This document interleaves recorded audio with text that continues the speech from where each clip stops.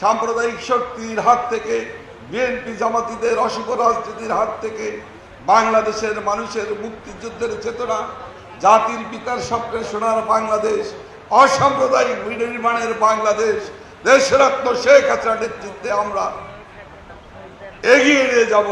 আমরা এই দিনটি পালন করি।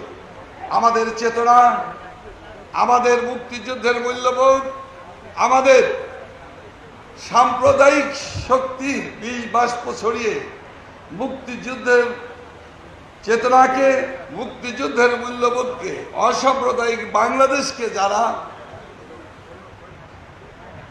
সাম্প্রদায়িক শক্তির হাতে সঁপে দিতে চায় তাদের বিপক্ষে এই দিনটি আমাদের চেতনার দিবস।